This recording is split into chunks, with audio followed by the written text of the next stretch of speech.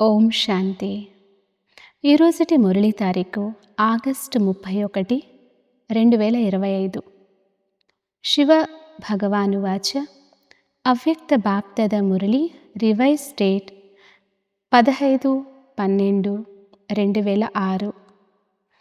ఈరోజు బాప్తద మనకి వివరిస్తున్న విషయము స్మృతి స్వరూపంగా అనుభవీ మూర్తిగా అయ్యి తీవ్ర వేగంతో ఒకే సెకండ్లో పరివర్తన చేసుకుని గౌరవపూర్వకంగా ఉత్తీర్ణులవ్వండి.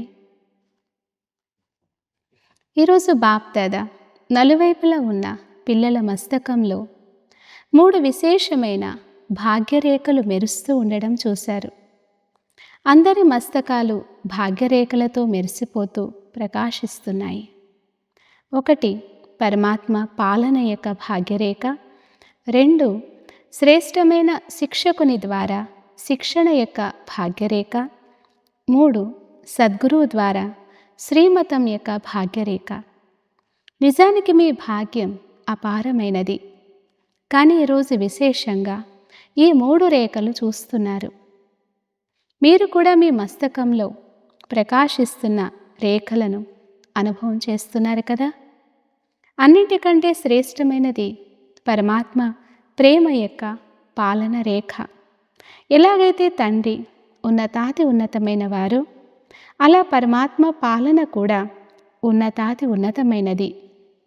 ఈ పాలన చాలా కొద్ది మందికి మాత్రమే లభిస్తుంది. అయితే మీరందరూ ఈ పాలనకు పాత్రులుగా అయ్యారు.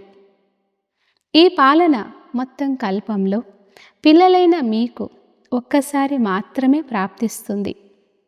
ఇప్పుడు లేకుంటే మరెప్పుడు ప్రాప్తించదు. ఈ పరమాత్మ పాలన, పరమాత్మ ప్రేమ, పరమాత్మ ప్రాప్తులు కోట్లలో కొద్ది మందికి మాత్రమే అనుభవం అవుతాయి. మీరందరూ అనుభవీలుగా అయితే అయ్యారు కదా. అనుభవం ఉందా? పాలన యొక్క అనుభవం కూడా ఉంది. చదువు యొక్క మరియు శ్రీమతముల అనుభవం కూడా ఉంది కదా. అనుభవీ మూర్తులుగా అయ్యారా? మరి సదా మీ మస్తకంలో ఈ భాగ్య నక్షత్రం ప్రకాశిస్తూ కనిపిస్తోందా?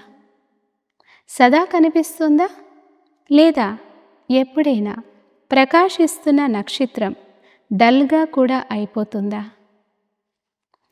ఢీలాగా అవ్వరాదు. ఒకవేళ ప్రకాశిస్తున్న నక్షత్రం ప్రకాశహీనంగా అయితే అందుకు కారణమేమిటో తెలుసా? ఒకవేళ ప్రకాశిస్తున్న నక్షత్రం ఢీలాగా అయితే అందుకు కారణమేమిటో తెలుసా? అందుకు కారణం స్మృతి స్వరూపంగా అవ్వకపోవడమని బాప్దాదా గమనించారు. నేను ఆత్మను అని ఆలోచిస్తారు, ఆలోచన స్వరూపులుగా అవుతారు, కానీ స్మృతి స్వరూపులుగా తక్కువగా అవుతున్నారు. ఎంతవరకు సదా స్మృతి స్వరూపులుగా అవ్వరో అంతవరకు సమర్థత రాజాలదు. స్మృతియే సమర్థతనిప్పిస్తుంది. స్మృతి స్వరూపమే సమర్థ స్వరూపం. అందువలన భాగ్య నక్షత్రం తక్కువగా ప్రకాశిస్తుంది. ఎక్కువ సమయం ఆలోచన స్వరూపంగా అవుతున్నానా లేదా స్మృతి స్వరూపంగా అవుతున్నానా అని మిమ్మల్ని మీరు ప్రశ్నించుకోండి. ఆలోచన స్వరూపంగా అయినందున నేను ఇది, నేను ఇలాంటి ఆత్మను అని చాలా బాగా ఆలోచిస్తారు. కానీ స్మృతి స్వరూపంగా అవ్వని కారణంగా మంచి ఆలోచిస్తున్నప్పటికీ అందులో వ్యర్థ మరియు సాధారణ సంకల్పాలు మిక్స్ అయిపోతున్నాయి. వాస్తవానికి మీ అనాది స్వరూపం స్మృతి స్వరూపం నుండి సమర్థ స్వరూపం, అంతేగాని ఆలోచించే స్వరూపం కాదు. ఆదిలో కూడా ఈ సమయం యొక్క స్మృతి స్వరూపానికి ప్రాలబ్ధం ప్రాప్తిస్తుంది. కనుక అనాది మరియు ఆది స్వరూపం కూడా స్మృతి స్వరూపమే. ఈ అంతిమ సమయమైన సంగమయుగంలో కూడా స్మృతి స్వరూపులుగా అవుతారు. కనుక ఆది, అనాది మరియు అంతము 3 కాలాలలోనూ స్మృతి స్వరూపులే, ఆలోచన స్వరూపులు కాదు. అందువలన వర్తమాన సమయంలో అనుభవీ మూర్తులుగా అవ్వడం శ్రేష్టమైన స్థితి అని బాప్ దాదా ఇంతకు ముందు కూడా వినిపించారు. నేను ఆత్మను, నాకు పరమాత్మ లభించారు అని ఆలోచిస్తారు. కానీ అర్థం చేసుకోవడం మరియు అనుభవం చేయడంలో చాలా వ్యత్యాసం ఉంది. అనుభవీ మూర్తులు ఎప్పుడూ మాయతో మోసపోరు, దుఃఖాన్ని అనుభవం చేయరు. మధ్య మధ్యలో ఏవైతే మాయ యొక్క ఆటలు చూస్తున్నారో, ఆటలు ఆడుతున్నారో దానికి కారణం అనుభవీ మూర్తులుగా అవ్వడంలో లోపం. అనుభవం యొక్క అథారిటీ అన్నిటికంటే శ్రేష్టమైనది. చాలామంది పిల్లలు ఆలోచిస్తున్నారు, కానీ స్వరూపం యొక్క అనుభూతి తక్కువగా ఉండడం బాప్ దాదా గమనించారు. అచ్చా, సదా స్మృతి స్వరూపులు, సమర్థ స్వరూపులు, అనుభవీ స్వరూప పిల్లలందరికీ సదా శుభాన్ని ఆలోచించిన వెంటనే చేసేవారు, ఎలాగైతే వెంటనే చేసే దానానికి మహత్వం ఉందో అలా వెంటనే అయ్యే పరివర్తనకు కూడా మహత్వం ఉంది.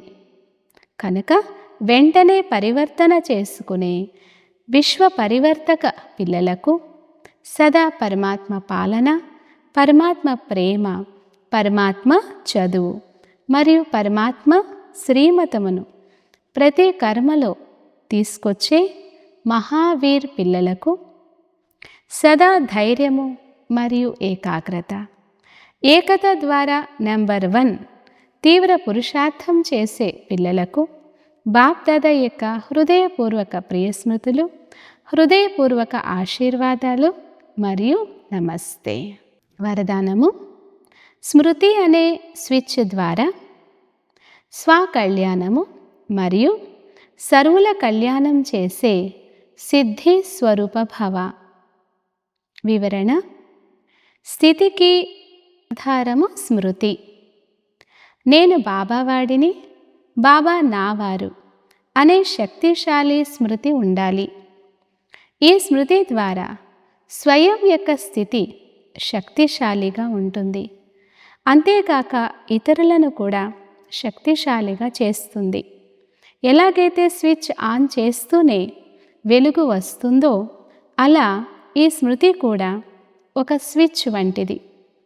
సదా స్మృతి అనే స్విచ్ యొక్క అటెన్షన్ ఉంటే స్వంత మరియు సర్వుల కళ్యాణం చేస్తూ ఉంటారు. కొత్త జన్మ జరిగింది కనుక కొత్త స్మృతులు ఉండాలి. పాత స్మృతులన్నీ సమాప్తమైపోవాలి. ఈ విధి ద్వారానే సిద్ధి స్వరూపం యొక్క వరదానం ప్రాప్తి అవుతుంది. స్లోగన్: అతీంద్రియ సుఖాన్ని అనుభూతి చేసేందుకు మీ శాంత స్వరూప స్థితిలో స్థితమై ఉండండి. అవ్యక్త సూచన: సహజ యోగిగా అవ్వాలంటే పరమాత్మ ప్రేమ యొక్క అనుభవీలుగా అవ్వండి. బాప్ దాదా ప్రేమ యొక్క బంధనలో బంధింపబడి ఉన్నారు.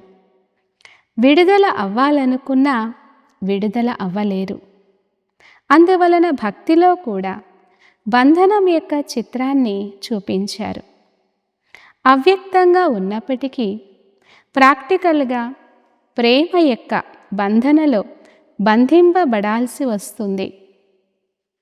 వ్యక్తం నుండి విడిపించుకున్నారు, అయినా కూడా విడుదల అవ్వలేకపోయారు.